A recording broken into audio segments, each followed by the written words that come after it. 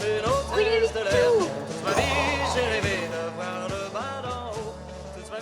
Allez, on décolle.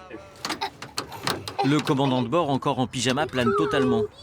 Liam vient de passer la nuit dans un Grumman Gulfstream, un bimoteur américain construit en 62. Définitivement posé au beau milieu du camping et transformé en logement pour 4 personnes. Le cockpit est légèrement modifié. Ici, on n'est jamais trop prudent, le pilote ne porte pas de lunettes, il trône fièrement dessus. Mais une fois le sas verrouillé, on s'y croit vraiment. Cette fois, les grands-parents ont fait fort.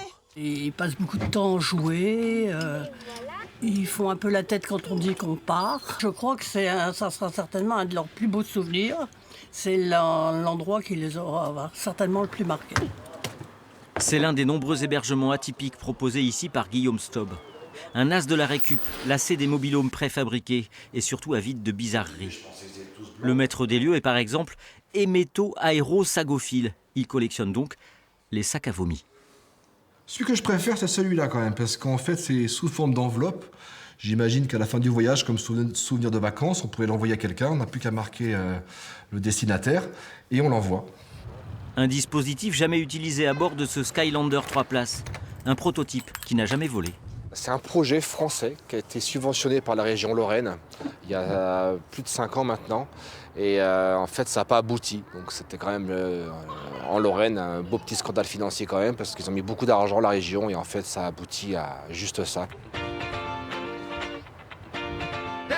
C'est l'un des plus gros chantiers de Guillaume. Cet ancien train de banlieue entièrement revisité peut accueillir jusqu'à 16 personnes. Avec des pièces provenant de trains belges et même du célèbre Orient Express. Bien sûr, cette voiture de 50 tonnes a sa propre voie de chemin de fer. Je comprends que les puristes, oui, il faudrait que ça soit comme un musée. Mais nous notre truc, c'est pas un musée. On fait des logements qui ont une âme, qui ont déjà une vie, qu'on transforme. Mais au moins, il y a quand même l'existant en reste. Autre trouvaille, cette baladeuse. Un monument d'histoire nantaise, témoin d'une époque où les tramways avaient une sacrée gueule. Elle a roulé jusqu'en 58. Elle offre désormais aux campeurs 2 chambres, frigo, plaques de cuisson, douche, télé, bref, tout le confort moderne. De temps en temps raisonnable, Guillaume se limite à un nouveau projet par an. Sa dernière trouvaille, un ancien canot de sauvetage déniché à Saint-Nazaire. La coque, une fois retournée, devrait abriter un sauna. Le problème, c'est que j'ai pas assez d'années, je pense, avec toutes les idées que j'ai dans ma tête. Le prochain projet, ça va être un métro parisien. J'ai un ultime délire, mais si je vous le dis, c'est un peu spécial, c'est une soucoupe volante.